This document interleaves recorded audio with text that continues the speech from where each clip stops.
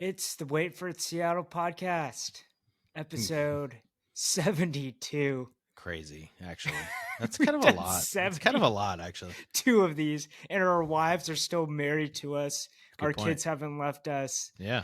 and somehow we've gotten more listeners. So we haven't signed any big contracts yet, but maybe, we'll leave our jobs and become part of the what is it, Bill Simmons, Spotify, the Ringer The Ringer, podcast network. They owned by they Spotify. lost Yeah. they lost Ryan Rocio, so there's a Yeah. vacancy for us. Yeah. Maybe we could just slide right in there. Yeah, I think that's what they were thinking. I'm getting a little more traction on at the high school community. So but that's mostly because of TikTok. So the TikToks are showing up on the kids' algorithms, but they usually say to me, "That's really cool that you do a sports podcast or you do a show," or they don't even know what it is. I'm like, "Yeah, great, yeah." And the great thing is they'll never listen to 1 hour because they No. don't have attention spans. Nope. And I'll tell you right now. Nope. Yeah, the people that watch our YouTube videos last usually a minute or a minute and a half, and it always makes so me depressing. wonder. They're probably only listening to this part, and then they've see you later. We're already a minute and 30 in.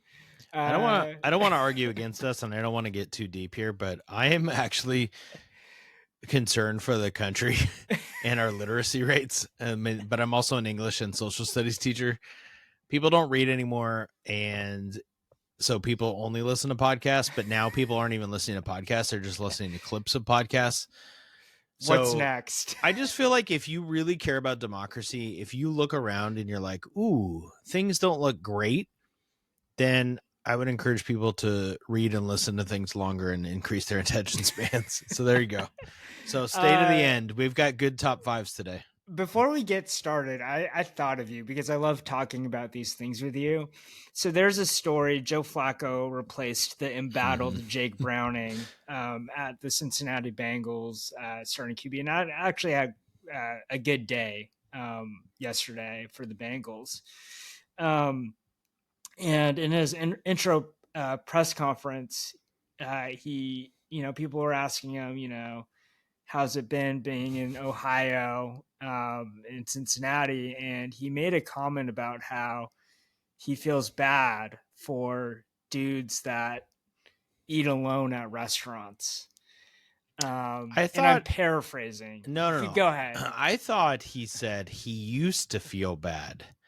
Yes. And now that his kids are older, whatever, and he's lived this life, he's like, I now realize how glorious it is to eat at a restaurant alone and just have a nice meal and just enjoy yourself with a beer or whatever, Yes. And it was related to his family not being with him in Cincinnati because he got traded in the middle of the year. Well, let me ask you, where's the last?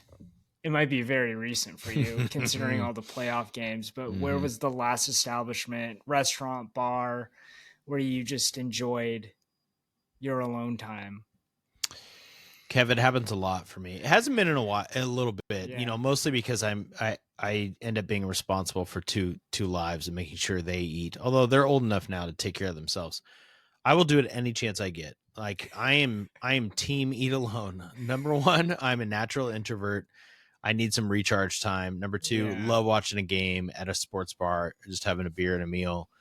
I do not need somebody to go with me at all. Please actually don't come. I'm happy to be alone. So the only danger of being alone, I think people will be able to relate to this, depending on where you sit at these places. So like, shout out to the Westie, great sports bar by us. If they want to sponsor us, I'm all in. They have a bar and then they have seats behind. If you're at the seats behind, you're pretty safe. But if you sit at the bar, you don't know who's going to, saddle up next to you.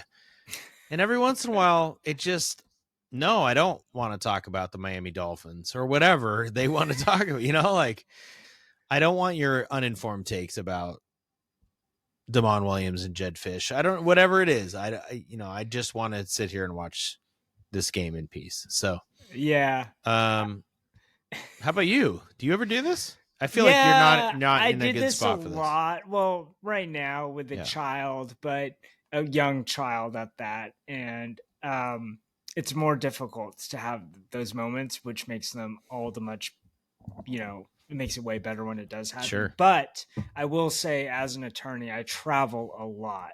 Oh, good point. And a lot of the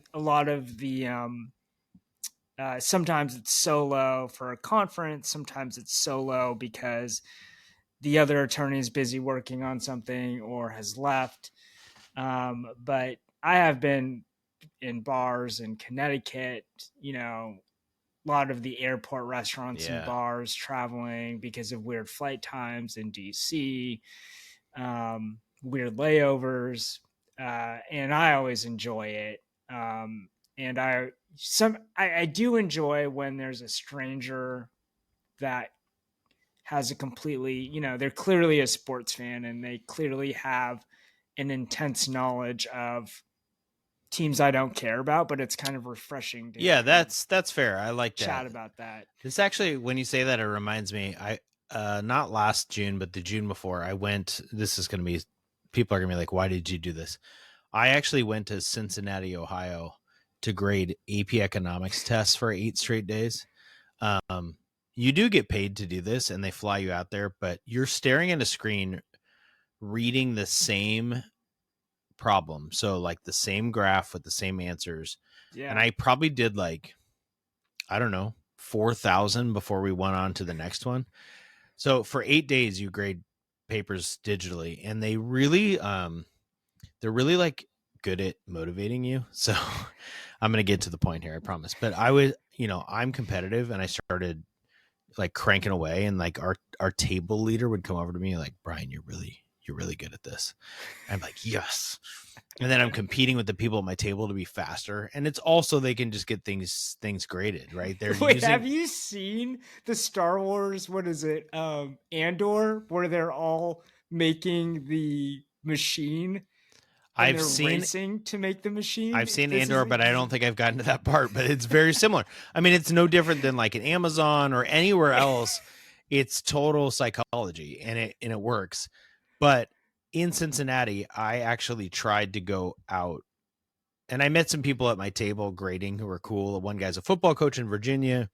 Another lady was awesome. Like we connected, but I tried to go out to like a bar in Cincinnati and just like watch the Reds game and eat. And they were there, and they were like, can you come be social with us?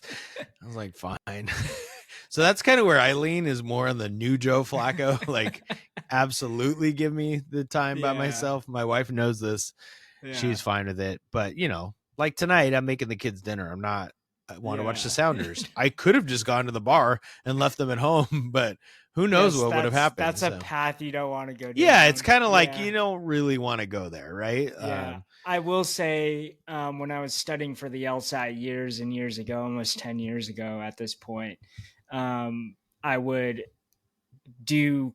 go to a coffee shop and study for 4 hours every weekend, every Saturday and every Sunday. And then when I was done with like taking a practice test in the morning, I would go to the Rookie, down in, Columbia City. On Rainier. Yeah. Rookies is what it's called. Yeah. Would love for you guys all to sponsor us. This is what it's turning into. Is Rookies even around? I think it might be gone, Kev. No. I think it has to still be around. If it closed, I will be devastated. It's my favorite I won't tell you what happened then. Anyways, I'd go there and watch games in the middle of the day. Okay, yep. Thank you. Yeah, thank you. That would have been sad. God, they got some food that looks like they got some really good food. Yeah, they got some good nachos. They got the good bar food. Yeah. Mm-hmm. Shout out to Rookies. Shout out to the Westie. Whoever wants to come first, we're ready. Yeah. We're ready. We're a big time podcast. Yeah. Okay. Speaking of big time, we're both wearing Husky gear today. Yeah, maybe not big time because they're amazingly still not in the top 25. But I'm interested in getting your take, and I put it out to Husky fans yesterday. So just to recap, Huskies won, and we'll get into the game a little bit. The Huskies beat number 23 ranked Illinois at home in fairly convincing fashion, I think would be a fair way to put it. Totally fair. They are not in the top 25. Yep. They have 2 losses. One of the losses is to Ohio State, and the other loss is to Michigan on the road at the Big House. So obviously, I'm creating an argument here, right? Like those two losses aren't what you'd call bad losses. No way. Yep. Now, the wins, I would say, aren't the best wins. Your best win is against number 23 Illinois, who's no longer ranked.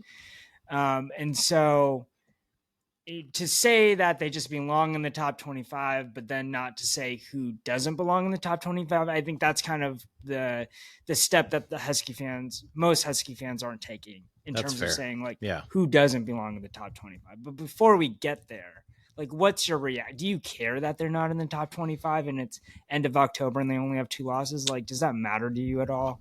I used to not, and now I do kind of care. Yeah, I think it's dumb. I saw Tony Castricone, the play-by-play guy for the Huskies. He put out like ESPN's index and everybody's index and College Football Nerds. There's a website, they have an index. Everybody's got them in the top 25 except for the AP in the coaches poll. Like, it's silly. Yeah. I think they released the college football the official, whatever they call them, rankings for the playoff CFP. Yeah. They're not going to be in the top, they're not going to be in the top 12 for the playoff right now, but they're going to be higher than they are in those two polls. It's silly. I think Iowa probably has a bigger case to be ranked above the Huskies, and they are closer, at least in the looks like the coaches poll. They're just outside. I don't know who I would take out. It's hard to argue that USC should be out when USC is and they're not even ranked in one of the polls. USC beat Michigan, right? So yeah, Michigan is number 21 who beat the Huskies. So maybe there's 4 teams better. Yeah, I think where I have a hard time is weirdly not at the bottom, like the Michigan. I'm looking at Michigan, Houston, Utah, Memphis is 7-1. I don't know if Memphis is good. Yeah, but in the middle of the poll, like Virginia is 15th. And I don't know why I decided to pick on Virginia, but I did. So I went and looked. They're 7-1. Their biggest win at the time, they beat Florida State. Florida State's not good. We know that, right? Like, yeah. They beat Louisville, who was 6-2 and is also ranked 16th. But do you know Virginia's last 2 wins are Washington State by 2 points and North Carolina in overtime? North Carolina, who's a hot mess, right? Everyone says they're a terrible, terrible hot mess. And those are their last 2 wins. UW piped. Yep. Who UW whooped. Here's the NC other one. State. 14-20 Tennessee. Oh, right. Go ahead. Well, hold on. Before you do Tennessee, Virginia's loss is to NC State, who's 4-4. And Virginia, it's not even like, okay, Virginia's 7-1. Maybe they should be ranked. And they're probably going to, they have a really easy schedule, but maybe we should just start betting against them. Yeah, there's like ACC teams just floating around. Just wait till they get to the college football playoff and then go put a bunch of money against them. They're playing at Cal, Wake Forest, at Duke, Virginia Tech. They might run the table. Yeah. They're not good. Virginia's not good. They shouldn't be 15th in the country. Give me your Tennessee take. Yeah, so this was from Evan Feather on X. Good follow. He takes pictures for the Huskies. He put this up and it went viral. He put up number 14 Tennessee has wins against Syracuse, who's 3-5, Mississippi State in overtime, who's 4-4, Arkansas, who's 2-6, Kentucky, who's 2-5. Their losses are to Georgia and Alabama, right? So comparable losses, but the wins that the Huskies have: 4-4 Wazoo, 4-4 Rutgers, 4-3 Maryland, 5-3 Illinois. Especially Maryland and Illinois. Yeah, those 2 teams are better than all those wins number 14 Tennessee has. So unfortunately, that's not how the rest of the country views it, because they view the SEC in this insane light right now. And what's crazy is the Big Ten has 3 of the top 6. I guess SEC has the other 3, but they have the top 2 teams in the country, and then Oregon at 6. I don't know. I'm not diminishing the SEC by any means, right? Yeah. But is it fair to say that Texas A&M, Alabama, and Georgia are pretty good? Ole Miss is pretty good. That's 4. Vandy's having a great year. That's 5 for the SEC. And then all of a sudden you're at Tennessee. And then you're looking at Oklahoma and Texas, who, I don't know, I'd probably pick them to beat UW. I'm not saying they're not better than UW. Yeah. I just think if you're going on merit of a resume, yeah, UW actually is. I don't know if they're getting screwed or not, Kev, to come back to your original question, because I don't know who you take out. Yeah. It just feels like they should be in that mix, right? Yeah, I agree. I'd have to. I think it'll matter less when the CFP rankings I would have to come out. analyze like every schedule and see who, like, I'm trying to pull up Utah. Utah has a pretty good case. They've lost to 2 ranked teams. They demolished Colorado. Oh my gosh. And they lost to BYU and Texas Tech, who are both really good. So I don't know, but there's somebody you could take out, and I'm sticking with Virginia. Yeah, it'll be interesting to see these SEC teams kind of cannibalize themselves, and it's going to happen in the Big Ten too, where teams are going to start to rack up like, this stuff will happen. Yeah, that's a good transition, because I don't, even though I'm always down on the Huskies is the wrong word, but I don't know that the Huskies are gonna be in that mix, because they're at Wisconsin, Purdue at home, at UCLA in their next 3. Yeah, there's no reason they should lose any of those 3. Which is nuts, because okay, so there's 2 road games, but very winnable road games, right? Wisconsin's near the bottom of the Big Ten. Purdue's horrible. Wisconsin hadn't scored a touchdown in like 8 games. I mean, I'm exaggerating, but it'd been a long time, right? And UCLA now all of a sudden doesn't quite. They looked human. Yeah, they looked the magic, whatever Jerry Neuheisel, he ran out of it. Yeah, they're back to being bad. Okay, so this sets up, right? Hate to look ahead, but it's kind of easy to look ahead with those 3 games. Now all of a sudden the Huskies are going to be 9-2, right, heading into a home game against presumably undefeated Oregon. Now, well, all of a sudden Oregon's not undefeated anymore. Sorry, they have 1 loss, right? Yeah. Sorry, 1 loss. So all of a sudden you get into a situation where, wow, the Huskies could play themselves in. And here's my case. You get 12 teams in for the CFP. Last year, there were 8 teams with 2 losses or more in the bracket, right? Yep. You had 4 Big Ten teams make it last year. Right now, Ohio State is in, Oregon is in, Indiana is in. Who's the 4th team? Right. It could be the Huskies if they beat Oregon, right? And their only losses are to you got to, well, then you're competing with Michigan's resume, right? So you need Michigan to lose a game, which Ohio State can beat them, right? Yep. And then all of a sudden we're arguing whether the Huskies or Michigan or should be the last at-large bid. Michigan's probably running the table to Ohio State, because they're Purdue, Northwestern Maryland, like probably. USC plays Oregon plays Iowa, so they kind of potentially, like, you kind of want Oregon to run the table against them and then the Huskies to beat them. Yep. Could it be possible for UW to knock Oregon out? I mean, that would be crazy. Also, I mean, if I had to tell you right now, I think UW's not going to beat Oregon, but if they win the next 3, and I will tell you, I have more hope for them. I have more optimism based on that Illinois game. Yeah. I'm like, that offense is really, really good. I don't know the defense is great, although they came up opportunistic. Yeah. Maybe Illinois is not as good as we thought, but UW either way, they're going to have a nice bowl game probably. So yeah, which sets up well, right? Like if that's your floor, right? Yep. If 3 losses is your floor and 2 losses is your ceiling, right? And a potential for a berth, that's pretty much what DeBoer did his first year, and it sets you up nicely for the following year. Oh, now, before Kev? Does it? Yeah. Before, if the coach comes back, right? But before we get there, all right, and we should cover that. I do want to make 2 points about the Illinois game. 2 things that stood out to me. One is John Mills and Carver Willis are super important to the Huskies offense. Like, Damond Williams had so much time to go through his reads and make the throws that he made against Illinois. And he didn't have that when those 2 guys were out. Yeah. And it's really exciting to have a freshman be able to perform at that level. I think he is a future NFL talent to be able to perform in the Big Ten. on the left side. Like John Mills is, God, what a great pickup, and what a great revelation for this offensive line. That's my first point.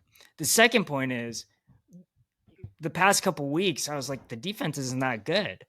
The defense is finally making plays, right? And that's what made the difference. That's how they beat Illinois by more than 2 touchdowns, right? Or more than a touchdown, is because they got interceptions. They even got that to Cario Davis should have had 2-3 interceptions, right? Oh, that one was that ref's call was horrible, atrocious, absolutely, and it led to an Illinois touchdown. I mean, there were a couple calls either way, but the Huskies got screwed on the reffing, and they still crushed Illinois. So it'll be interesting to see if Walters will continue to be super aggressive, and just blitzing be okay so much with like man-to-man coverage. And he probably knew like the Illinois offense really well because it was the same offense when he was their D coordinator. So maybe that played a role in this game. But, do they have to be? I mean, against these offenses coming up, I mean, why wouldn't you? Yeah, I think you'd want to be, right? Like keep on being aggressive, right? Yeah, and put pressure on bad quarterbacks, or average quarterbacks or whatever it looks like. I don't. So one game at a time, but I think that we could have a very interesting game Thanksgiving week. Can I quickly just talk about 2 weeks ago? I said Damon Williams is my favorite athlete to watch in Seattle.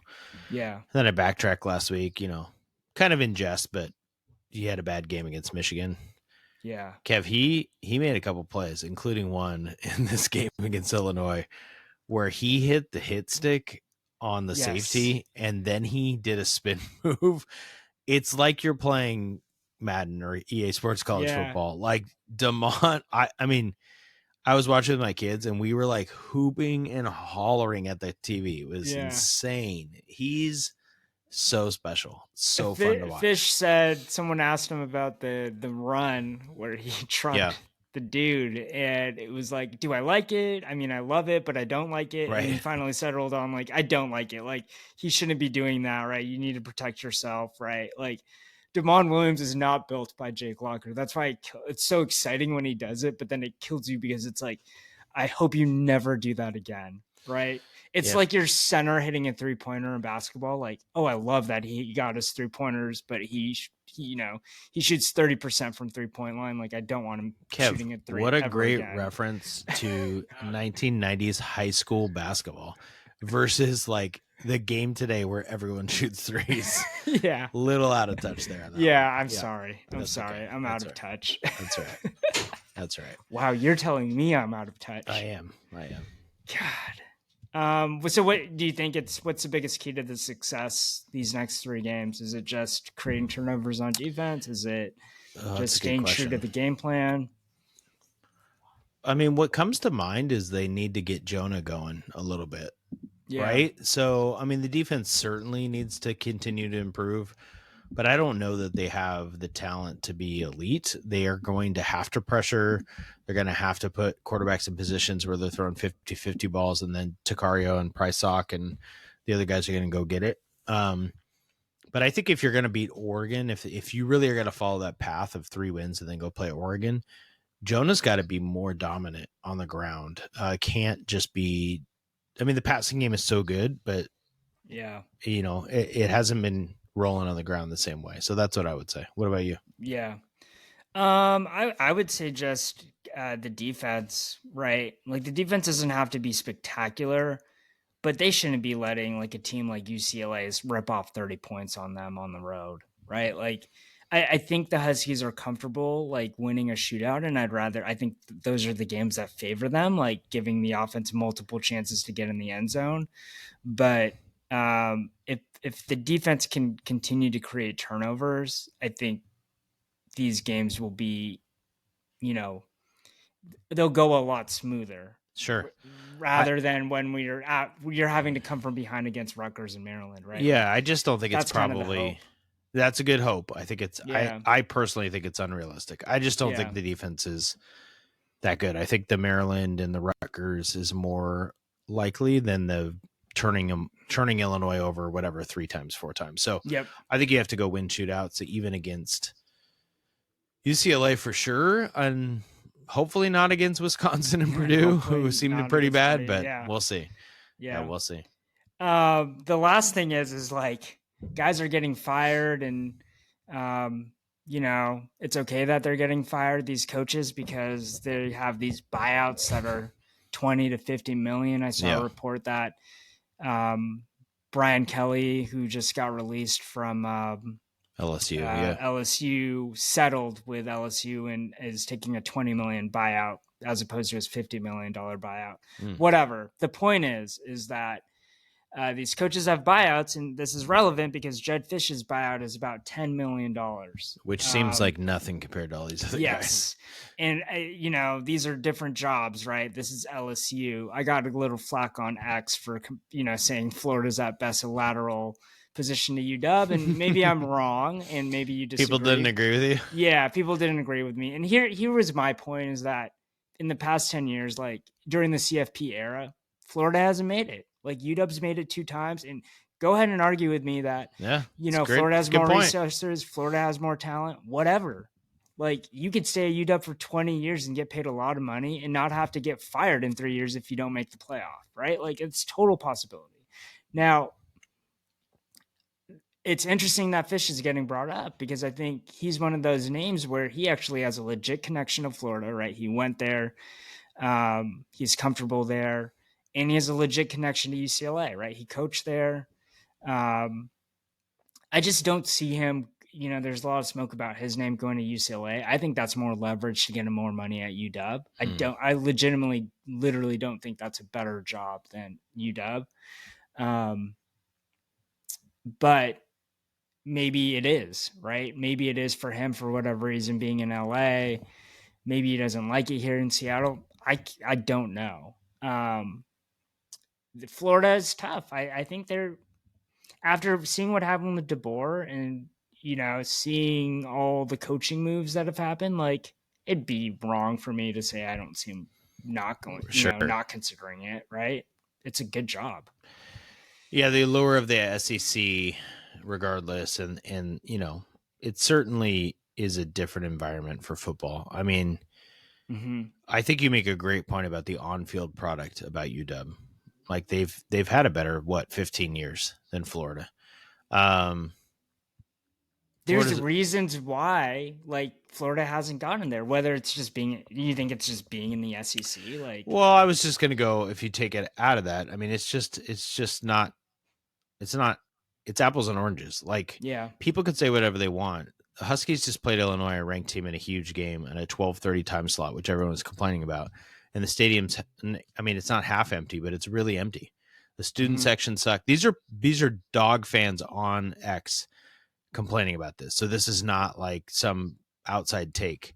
There are people who are pissed, who are huge dog fans, who are saying the student section was empty, the Thai section's empty, people are not going to the game. That doesn't happen even when you're bad in the SEC. Like, I don't know. It's just a different environment. It's a different college football area. People don't care about the Dolphins. They go to Miami and Florida State football, right? I mean, this is why Alabama is appealing. Like, what else are you doing? You're going to Alabama football, Georgia football. They're not going to the Falcons games.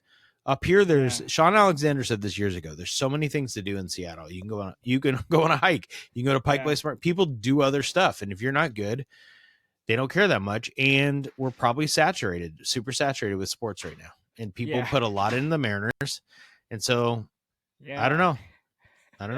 So I think Florida's a better job. Yeah, it doesn't mean that you're wrong. So both things can be true. You have a very good argument for why the Huskies are a more successful program right now. Yeah. Florida's a more appealing college football job. So, and maybe more appealing to Mr. Fisch. And maybe UCLA may be more appealing to Jedd Fisch. UCLA, I cut it off because they don't get anybody going to their games. It's in LA. Nobody cares about UCLA football. I mean, no, they've been irrelevant forever. Chip Kelly got them going a little bit, right? Obviously. But there's a reason a guy like Chris Peterson went to Washington and didn't go to UCLA or all the other Pac-10 openings when they opened up, and he could have left Boise State, right? There was a reason why, and I think that's a lens for which to look at these openings. Peterson's a different guy, though, right? So Fisch does not remind me of Peterson. No, he gives me more Sark vibes. Yes, Sarkisian vibes. Yes, yeah. So that's why, like, honestly, I'm like, yeah, I wouldn't be surprised if he went anywhere. Yeah. DeBoer was more surprising to me. I didn't think he was going to go. I thought like he'd built up to this. This was great. But it's not surprising if you looked at how DeBoer jumped, right? But he jumped logically to me, whereas like Peterson definitely could have stayed at Boise State forever, right? But it was DeBoer's jump was logical, right? From UW to Alabama. Oh, sure. Yeah. I don't blame him. Like, you take the Alabama job. Maybe I live in fear, but I wouldn't replace Nick Saban. I would wait for somebody else to do it and then take the job. But yeah, just like all these other guys, like Brian Kelly, and I mean, going to LSU now, people hated Brian Kelly there. Like, people would be very happy with whoever the LSU coach is. So Notre Dame fans are gleeful that this has all happened. I bet. Yeah. Yeah. Oh my gosh. All right. Hard transition to the game, the match that happened. Speaking of playoffs, the Sounders are in the playoffs. Yeah, but they came up short tonight against Minnesota. I watched the second half. Question is, Kev, do you know what that means that they lost tonight? That means they have to win their next match. Oh, look at you. You do know that it's a best of 3. Because we just testing this. It's not just testing you. I was like, Christine, can you name 5 players on the Sounders? And I was able to do it. Oh, nice. Yeah. You just go both Rodons, Jordan Morris. It was a really boring game. The styles of Minnesota, they run a low block, meaning basically like another term is park the bus. They just put all their defenders behind the ball and let you kick it around and make a mistake, which is super boring to watch versus a team that like high presses and like tries to take it from you. Think about like Tony Bennett's zone defenses that pack it in. Yeah. And those games are like 45-40. That's the equivalent of Minnesota's defense on soccer. So nobody wants to watch that. And so, of course, it went to a shootout, and then the Sounders were absolutely god-awful in the shootout. Just hitting the bar. An atrocious performance. Also, none of our offensive players are taking kicks, whatever. We just have like center backs and outside backs. It was bizarre to me, but they got to go win in Seattle. It's hard for me to get like super excited about the Sounders in a best of 3 against Minnesota. But man, it could end. It could end once a game. Is it tomorrow? No. They can't play soccer that fast. You know how soccer people are. They're like, no, we have to have rest or whatever. I think it's on the weekend. Okay. And then there's an insane break if the Sounders win that. There's like a week. Everything's weird in soccer, right? So they have these international breaks and different things. And I'm going to get the exact time of the Sounders game or the exact date. They have to win a best of 3. They do have the capability of winning the whole thing. Like, that's real. But like most American sport, we talked about this with the Mariners, like you have to get through tough matches and tough rounds in order to do that. And I don't know. I don't know if they'll be able to do it. They play Monday, Monday, November 3rd, 7:30 p.m. Won't be watching that one. I will be at doubleheader Husky basketball, going to both. Oh, do they play back to back? I'm going to the women's game at 5 and the men's game at 8. Oh my goodness, that's awesome! It's like a high school basketball. I think we have to leave. And come back in with different tickets. And come back. So loyal listener Justin Fenton will be with me for both games. That's great. Oh, God, we got to. This is totally random. We will talk about Husky basketball. Can I tell you the promotion they're doing, which is why I'm going to both? So Justin and I got women's tickets, season tickets together. We have 3. He normally has 2. I have 1, but we will balance it out over time. There'll be times where we can't go. So like Felix is going with us to this doubleheader. I bought men's tickets. I was like, well, I kind of want to see him play. Like, I'm pretty excited about JJ Mandequit and Heinz Steinbach and what they got going on. So I get this email from Husky basketball because I bought tickets many a time, and it says $25 basically like $25 until they lose or something like that. So you pay $25 for a ticket. You have no idea where you sit. Okay, start with that. They're playing Arkansas Pine Bluff, their first game. And if they win, you get a ticket to the next home game. Wait, you don't have so to you pay 25 and then they keep on winning. It goes up to 8 games. So if they lose the first one, you've paid $25 for a ticket and you don't get any more. But if they go 8, you get tickets to 8 games for $25. Now, so what are you projecting out? How many free games are you going to be able to I think it's going to go a while. The women have one too, but we already have, our tickets for it. The men do have UCLA in the middle of it, so I think it's on purpose to like make people lose. Which kind of sucks because UCLA is really good this year. I mean, we'll see. It's called We Win, You Win. $25 for 2020. It's through 2025, so it ends at the end of the calendar year. It sounds super more smart, financially responsible so good than marketing. the flex plan or any of the world. Think about this. You made so much money back for your World Series tickets that never materialized, and so did I. So, well, sure. Okay, going back to it, you tell me when they lose, okay? Okay. Arkansas Pine Bluff. That's a win. Denver. That's a win. Southern. That's a win. Okay. That's 3 games already that you've gone to for free. UCLA. Yeah. So I think the UCLA game's probably a loss. Okay. So if they somehow pull that off, the next one is Southern Utah. And then San Diego. That's Utah. That's a little dicier. Utah, who's not great. Utah's not good this year? No, they're not supposed to be great, I think. Seattle U's at Climate Pledge, so I'm assuming that's a Seattle U home game. So that would be it. So that would get you through the thing. So I'm guessing what this will do will get me a ticket to the UCLA game, which is great. Yeah. I mean, I would like to go see UCLA play, and I can go love to that. That's a 4 great games. Are they doing it's it a great for the promotion. men's or for they do the women's? Men and the women. I think the women. That's great. Which I like I said, I already have tickets to, but I'm going to go through this real quick. We're going to talk way more about this next time because they'll be kicking off right when we do this. The women, it goes Seattle U, Montana, although they lost to Montana last year. Yeah, Montana's not. They're not. Don't sleep on them. Fresno State, Vermont, Southern, UC San Diego, San Jose State, Green Bay, and Northwestern. Like, they could win all of them. Yeah. I mean, they're ranked 17th in the Atlantic's top 25. Yeah, at least one Husky team's in the top 25. Yeah, that's fair. That's fair. I don't have anything else to say on the Sounders, Kev. Like, they need to win next Monday. It was a boring game. Their shootout was awful. It does not give me the vibes of the Mariners in the playoffs. Like, I'm not feeling it. Maybe they need to go on a run and I'll get excited. What a huge calm down, though, after. It really is. Mariners. Like, I had no tension watching it. I didn't feel excited. I just felt like it was a regular game. I don't know if I'm exhausted from the Mariners or what, but it could be both. I had nothing for that. I am a lot more excited about your Seattle Kraken.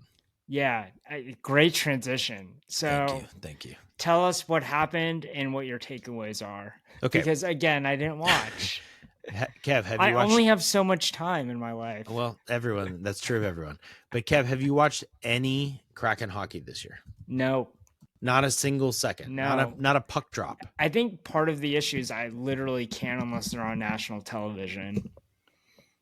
Yeah. I mean, do you they could have get a like package. an NHL pass? Yeah, Kev, you just got to be like me where you spend foolishly. So yesterday, yeah, I had a bet on a game. Okay, don't call me Chauncey Billups, but I had a bet on a game. And I'm like, I can't watch this NBA game. NBA League Pass, $16 a month. Subscribe. So now I have NBA League Pass. This explains perfectly why the NBA is in bed with the betting companies, because you thought about betting and then you bought League Pass and the NBA made way more money just like that. Even when I don't bet, I don't watch, like, I try to watch a show or a movie. I just want to watch a random NBA game at night. That's what I want to watch. So that's who I am. And it's not great for my marriage all the time. Then it's like, you want to watch a show together? I'm like, well, Clippers Blazers is on. What do you mean? We got to see if Harden goes for 40. Okay. Nobody wants this how season 2, so we you guys did can start watch watching that. that actually. We did too. We're on the same schedule, man. Okay, we've only watched one episode. I also recommend Task on HBO, but I'm watching that one by myself. Okay. What we usually watch together are TikToks. Oh God, my Siri just went off. Siri got excited about that. All right, so the Kraken. Here's what we have to lay as a foundation first. Last year at this beginning of the year, we did a little Kraken preview, and I gave you a number of 95.5 points or something like that. I remember this. And we both went over. We were optimistic because, they had one bad year, but they had a new coach last year. We're coming off of that playoff run the year before. We were kind of like, yep, they're getting back to the playoffs. They did not. They were bad last year. So I was really like putting toes in the water this year. I'm like, I don't know this guy, Lane Lambert. I did write about it in the offseason. I said it seemed like all the moves they're making, they're trying to be more physical, tougher. Lane Lambert's a tough guy. Get after it, right? Okay. The Kraken have had a really hard schedule to start the year. They're tied for first place in their division with Vegas. It's the best start in Kraken history. It's year 5. It's the best start in Kraken history. They're 5-2-2. So they have 5 wins, 2 regulation losses, and 2 overtime losses. Here are the parts of the schedule I would point out that make me very optimistic. They beat Vegas in overtime, second game of the year, so they started 2-0. Then they lost an overtime game and a shootout game, but you get a point for those, right? So like you're gaining points even if you're losing. Then they went and beat Toronto in overtime, who's a good team. Then they had 2 bad losses on the road, Philadelphia and Washington, 5-2, 4-1, just They go to Winnipeg, who's a really good team, and they come back for Edmonton at home. We know the Oilers are awesome, right? And they beat both of them in regulation. And they just have that same vibe they had that playoff year where they're a total pain in your ass. And unfortunately for the Kraken and Kraken fans, none of the metrics are backing anything up they're doing. They have a 0, so they're even on the goal differential. I saw that. Which is yes. Now go into like a little bit more advanced, right? So expected goal differential, they're in the bottom 5 in the NHL. That's moneypuck.com does like advanced metrics, right? And they have this thing called their power score. It's like a power ranking. The Kraken are 27th out of 32, and they're tied for first place. So all the metrics are saying they shouldn't be doing this, but the type of team they have kind of matches that. They just like get after you a little bit. They're a little bit annoying. They have guys who are opportunistic. Their goalkeeping is pretty good. I would encourage people who are like, whatever. Like they're more fun to watch. They are a pain in people's ass. Like when you go play them in a regular season game, you're like, oh God, like this is annoying. Like they just don't stop. The 2 places I've seen it in particular that look better, their penalty kill and their offense have both been more consistent in terms of like their annoyance factor instead of being kind of like laid back, let people take it to them. So that's the best I can give you right now. Their young guys are starting to pop. Matty Beniers looks better. Berkeley Catton's like 19. He's contributing. Shane Wright looks better. So it's promising that they have young guys starting to pop too, because then it feels like maybe those expected goals go up and maybe they are a little bit better than we think. So I am watching every time I can. I'm watching. I'm in. So my dog's here. Oh, I was wondering. I heard the sounds. My dog's here. Yeah, I don't know if she's going to come. What's your dog's name? My dog's Delilah. Delilah. Yeah. Special appearance. She doesn't know what to do. This is great. She likes hockey. She's just like, let's talk hockey. I'm into it. Yeah. Let's move on to reader feedback. I got some listener feedback is the way it goes. We should do mean tweets to Kevin one of these days. But good friend Kyle called me up and he goes, "How do you know this guy Brian? Man, he's funny." that thing he said about the flex pan and filling out the feedback, he's a funny guy. All right, Kyle. Kind of implying that I'm not funny, basically. I take it personal, but this isn't the first time you've heard this. Your wife says this to you. Yeah. She says you have a good radio voice. Thank you, Christine. So Kyle, thanks for listening, Kyle, or watching. Feel free to name your second child Brian. No problem. We'll name him with a Y, not after you. Disgusting. That's true. Brian was pretty awesome. The other one was from Eric, who made it through our entire episode last week, and he said, Arthur Rhodes had a 2.5 WAR in 2001, and Andres Munoz was only 1.9 WAR. So he's basically telling me that I was right, that Rhodes was dominant. And you perhaps you remembered, but your no, when you said it, you were right. When you said it, I paused for a second. Rhodes was awesome that year. I agree. Yeah, I'm on board. Arguably better. I mean, I didn't even look at Suzuki's WAR. But that's the WAR stuff is weird. There's some years where Suzuki wasn't as good, and like Rhodes is incredible. Setup guys get weird WAR sometimes, so I think you'd have to like cross-reference a couple metrics maybe. But I think we can all agree Arthur Rhodes was amazing. Yeah, lefty. So. The other point he made was, I like this one. When we were talking about the top 5 worst losses or the worst 5 worst losses, Nate Robinson wearing Rainier Beach boxing shorts losing to Jake Paul.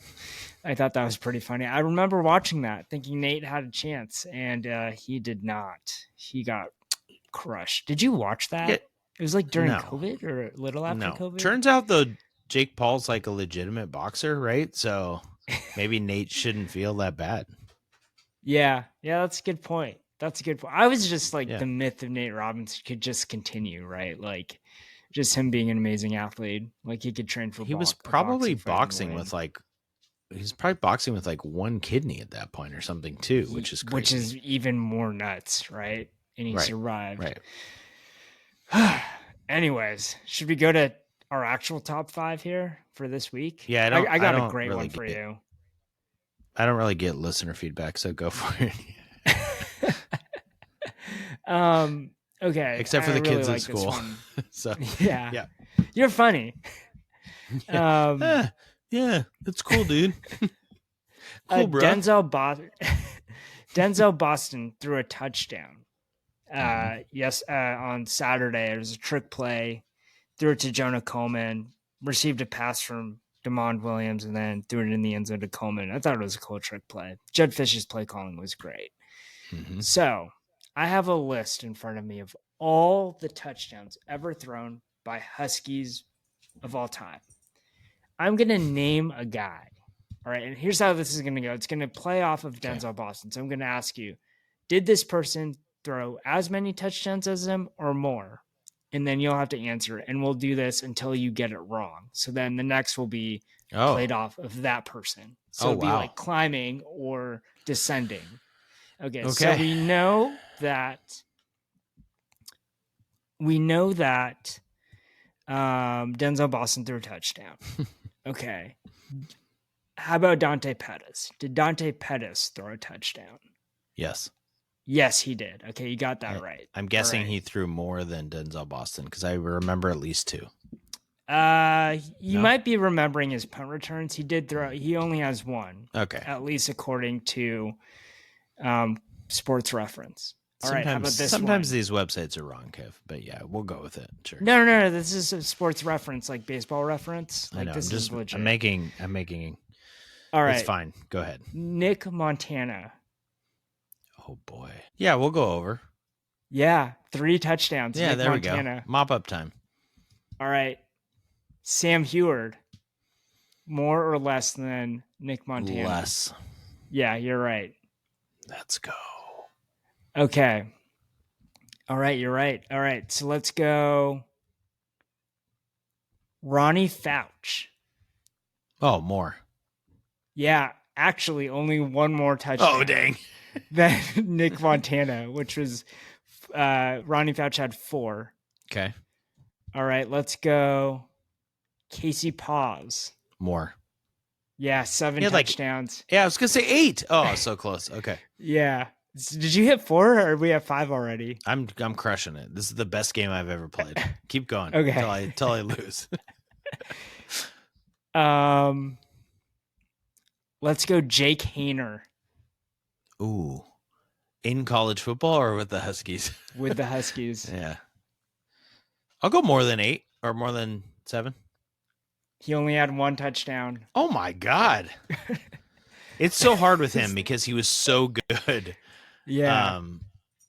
He was so good at Fresno State, right? Isn't that where he Yeah, went? yeah, he was a beast. And remember we were And arguing he's still that on he a should Yeah. Yeah, go ahead. In an alternate universe, he's the starting quarterback and Penix never transfers, which is True. Crazy. Okay, last one. He's and we'll on an NFL roster.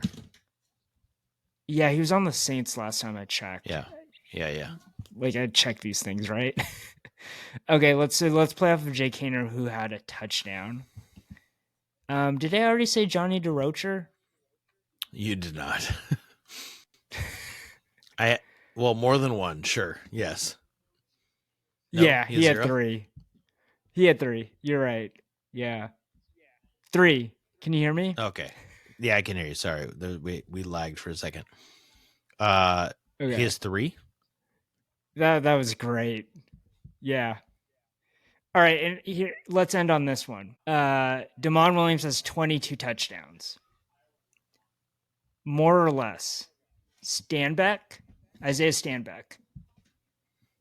Stanback has actually he is less, I'm gonna say. They're tied. 22.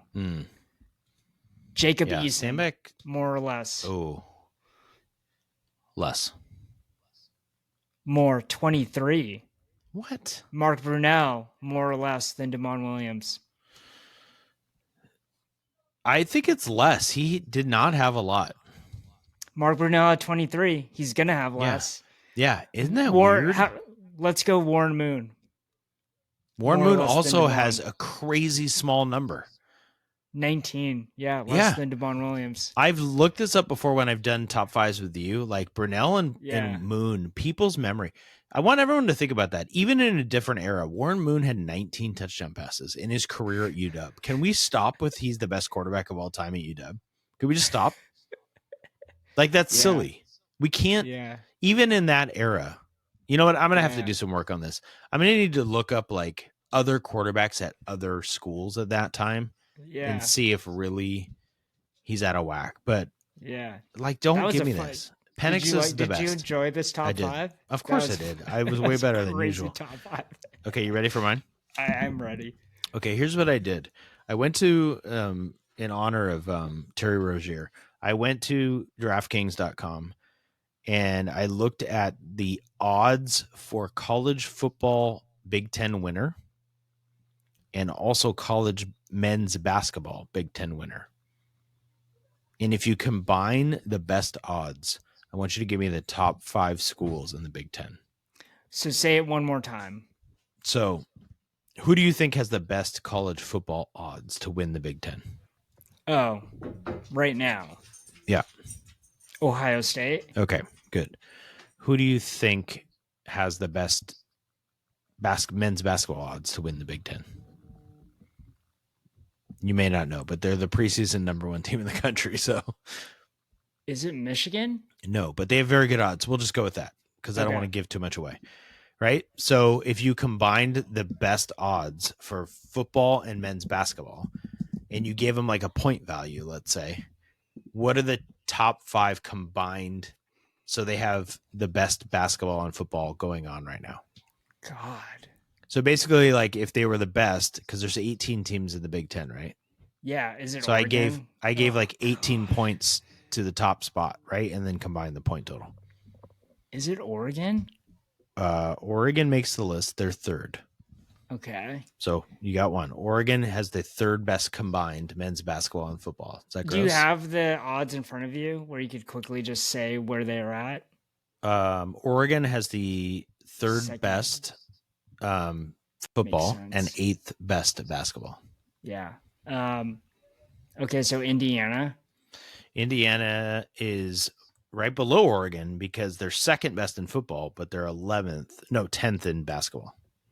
But yes, they're part of the top 5. Ohio State. Ohio State is 4th in basketball and 1st in football. So they actually have the best combined programs right now. So I've had 4. Have I had 3 You've or 4? hit 3. So 2 more. Wow, this is hard. The Huskies are so low. Well, you already named one of them, but you didn't name it in the top 5. Michigan. Yeah. Michigan has the second best basketball. So you're missing who the best team is. And they're 4th best in football. So they are the second best combined program. Ohio State and Michigan are the best. So the 5th best is a school. Yep, that's still in there. And the Huskies are in the mix, but I'm going to tell you they're not in the top 5. Is it UCLA? Nope. UCLA is the 3rd best basketball, but their football's like not even ranked. They're not even in the chart. Okay, so that's my first strike. Do I get one more? Yep. Not USC. Ooh, that was really close. It can't be Penn State. It can't be Michigan State. They're better at football. Yeah, see, it's fun to think about who's good at both of these things. Is it USC? It is USC. They are 7th in basketball and 5th in football. Just perfectly mediocre. Yep. I mean that, and I think in basketball, if you're 7th out of 18, when some publications say 14 teams are going to make the tournament, 14 teams, yeah.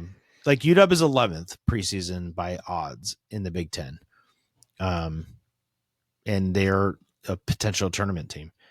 And UW is 7th in football. So they're kind of in the mix. Iowa's in the mix because Iowa's 6th in football, 9th in basketball. The team you forgot that is absolutely atrocious in football, but is the number 1 team in the country for basketball is Purdue. Oh, Purdue's really good at basketball. Yeah. And they're really like, those fans are just like, I'm sorry, can it Purdue. be basketball season, please? Yeah. It's really funny that that's the case because Washington, the Huskies hosted a couple really highly regarded basketball recruits this past weekend. And it's kind of funny to think, like, does Purdue host their basketball recruits for their football team that's going to get blown out by 40 points?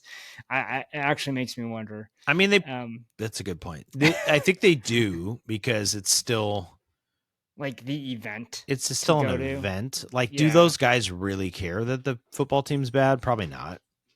Yeah. Especially now. It's the NIL, football, it's the environment. It's Matt Painter as their coach. It's what, Braden Smith is their point guard, not the Seattle Prep Braden Smith, although he's going to be the starter for Gonzaga. But they'll bring what they'll do is they'll bring sorry. What I'm just brain farting.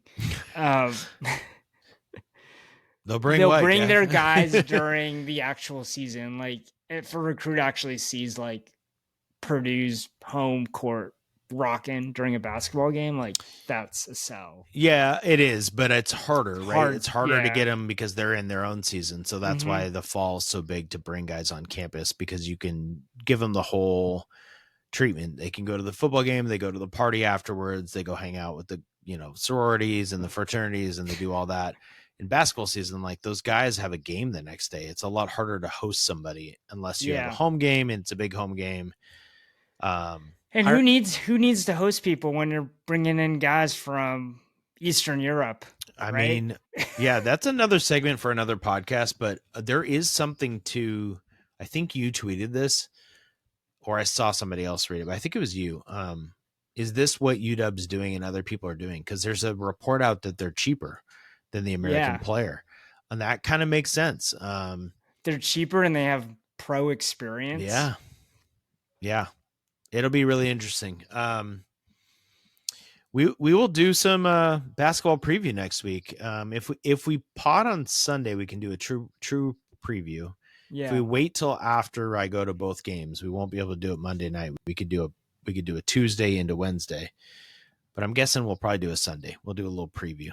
Yeah, don't you think? Great. Yeah. And then the following week, I can tell you about my game day experience. I actually, depending on how the men go, I could be at 2 games that week. You never know. So, God, I love it. Well, thanks for listening. Yeah. It's the Joe Nash episode, number 72. Rate, subscribe, like us. If you like us, if you dislike us, just Yeah. don't like Our us. TikTok comments have been nicer lately. So Yeah. yeah, things are looking up in our world, Yeah. Kev. Yeah. Yeah. Now we just need a bar sponsor. Yeah. All right. See everyone next week.